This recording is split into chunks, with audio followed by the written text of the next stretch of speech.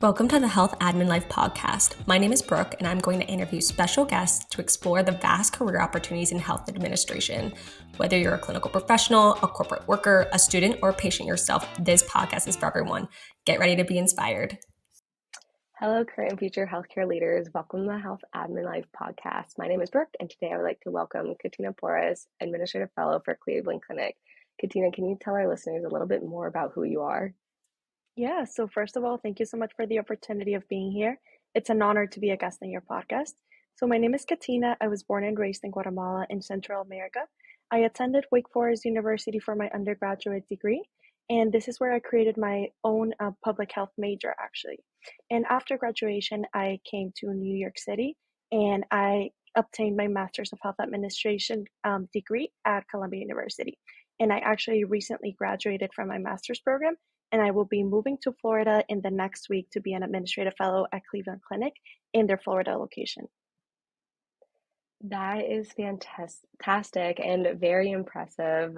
One, I want to say congratulations, such a huge milestone, and excited for your new journey. Something I did want to ask you is, can you tell everybody a little bit more about what it looks like to be a student, your classes, what a typical week looks like for people? Yes, of course. Well, thank you so much for that. So I think a little bit of my weeks were very different in between my first year and second year of my MHA. So my first year and second semester, um, they were a little bit more heavy on the first year rather than my second year. So for an example, my first year, my first semester and second semester, they were around like 18 and 20 credits. And then my second year, they were like around 12 and 7 credits.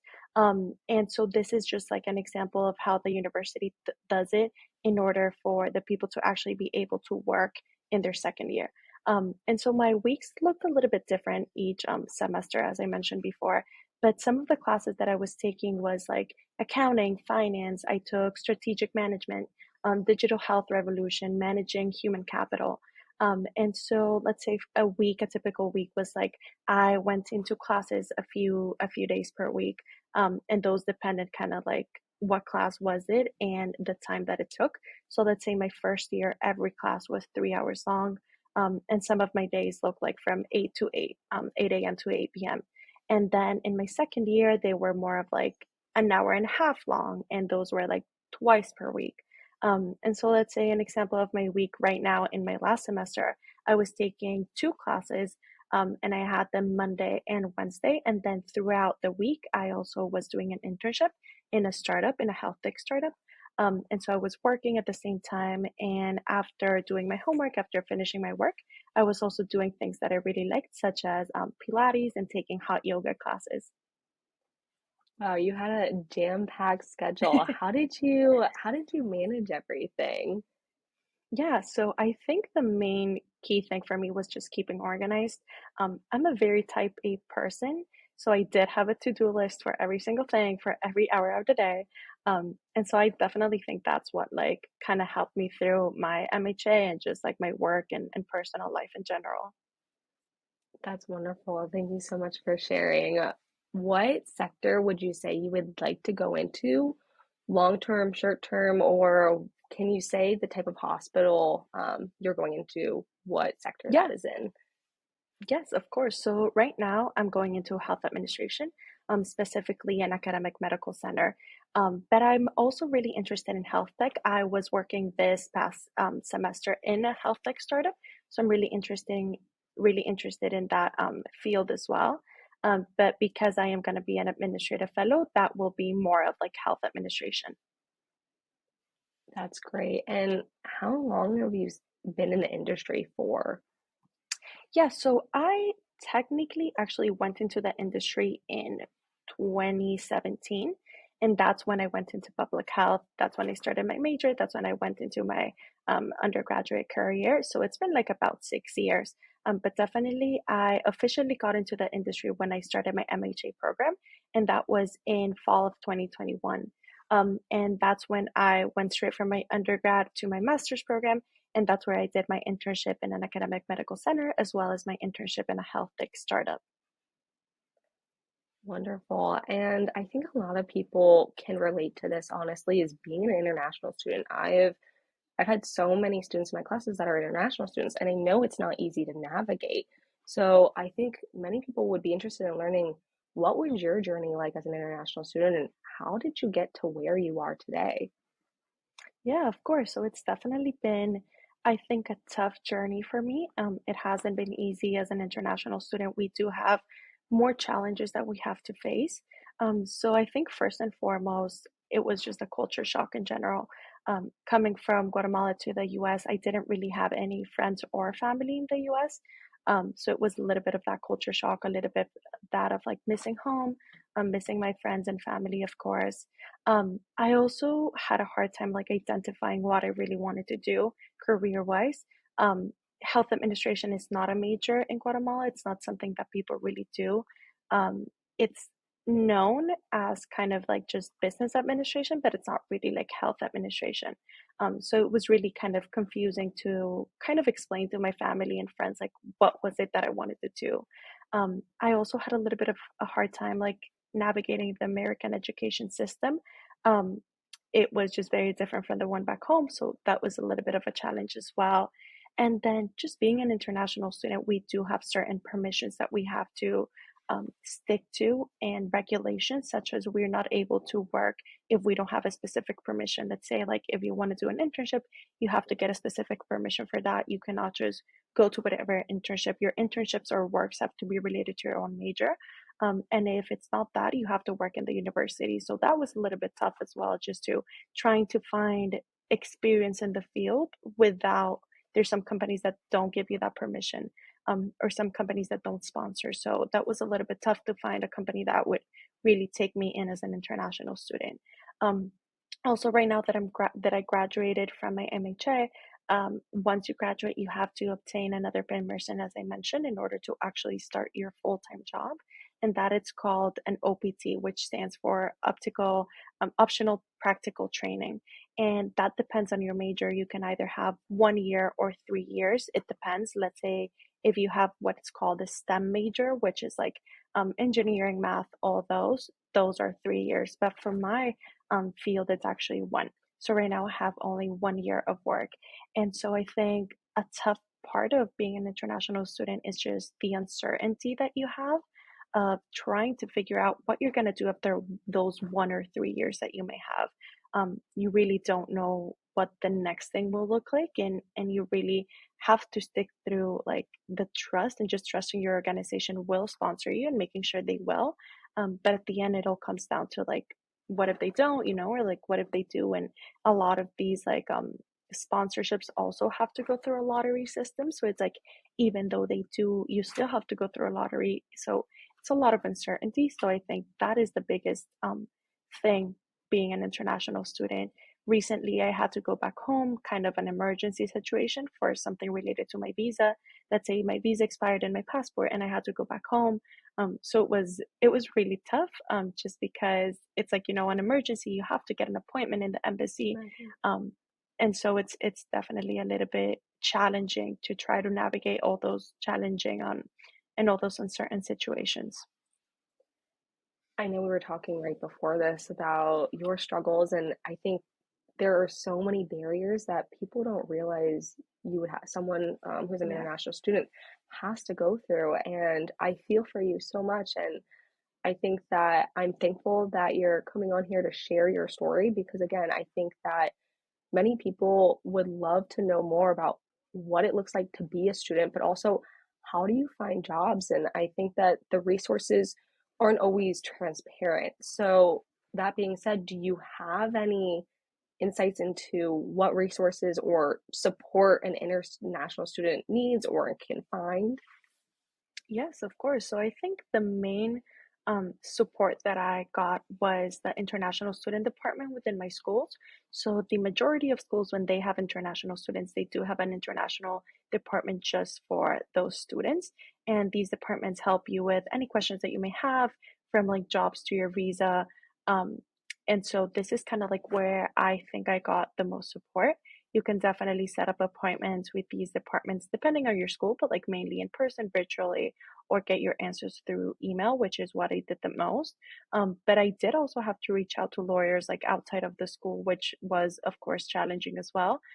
So I have been introduced to lawyers through the international department, which has been helpful, but as well as through friends and mentors as well. But one of the important things to note is that even though you're not only getting help from your international department, you are getting help from lawyers. There is a cost that comes with that. And so let's say with lawyers, they can charge like a fee depending on like a state. Um, and so I've seen fees vary from like $50 to $500. So I think that support comes in many different ways. And of course, some of that support comes with a cost to it. And that's no cheap price tag either. And I think that you are putting a lot of faith in other people and having to rely on other people, and that's not easy. And I think that there can be so many scams out there, and Yeah. it's not easy, especially when you're in college. You aren't making a lot of money, if that. You're going to school part-time, full-time, and trying to survive and coming to a new country and having to navigate that. So it is incredible what you have done, and congratulations again on solidifying a job right after school. You should be so proud, and it's not that easy journey. So thank you for sharing, and wish you all the best in your new endeavors. Excited you'll be in Florida, which is great. Um, some other questions that I did have is, now that you have been working in healthcare now and internships and other means, what has been your favorite thing so far? Yeah, so with that question, I'm going to answer with a little bit of a background story. So I actually became interested in healthcare since a young age. So in Guatemala, there's this specific public hospital for children with severe burns on their skin. And so the Swedish government used to send medical supplies to the hospital, such as special bandages, special creams, clothing, etc. But unfortunately, the hospital didn't really have a place to store them. And so my grandmother actually provided a storage unit for all the medical supplies. And so when I was young, I used to go in and help her organize the aid and just see how this would make a difference in people's lives. And so this is what actually sparked my passion. And I think my favorite thing about working in healthcare is serving and helping other people, as well as just servant leadership. And I think that's definitely what my passion comes from, and what fulfills me when working in healthcare. I love that story, and I think that many people can relate, where you usually have a personal story or you really care about patients, and that's why a lot of people go into this field. And it might not be easy to navigate. There's so many different options, but again, with any job market, it's not easy to land a job, especially right out of college. And you have to, it's that balance between finding what you're passionate about, but also making a living. So that balance is never easy, but glad that you are following your passions because it is so rewarding. This field is so, so rewarding. Do you have any insights to aspiring leaders going into health administration? Yes, I think the best thing that I would say is network, network, network. I cannot express enough how much network has helped me to get where I am today. When I entered into Wake Forest, I actually had no idea what I wanted to do. I went into the career office and I was like, I know I want to do something with health, but I literally have no idea. And so I networked my way through, and networking took me to find MHA, and networking was the reason why I found my master's program and why I found the field that I wanted to go in. And so I cannot stress enough how much networking is really important and how much people should really network, because it not only helps you like to find maybe what you actually want to do, but it also helps you make so many meaningful connections that in the long run, like they are people who work in the same field as you that are going to give you amazing advice. I completely agree. And I think that people underestimate the power of your soft skills and being able to communicate with other people and actually truly care. Yeah. So you might think, okay, it's partly passion and it's partly talent, but there's that other side of it, that drive and the willingness to reach out to people, to go that extra mile, which is essentially networking. I think that people are just like, okay, networking, what does that really mean? Shaking hands, talking to people. But no, it's really being interested in someone else, seeing what value you can add and what value they can add to you. And um, it can take you so far. One question I did have on top of this is something you mentioned too is starting your own major in public health. How did you do that? What does that even mean?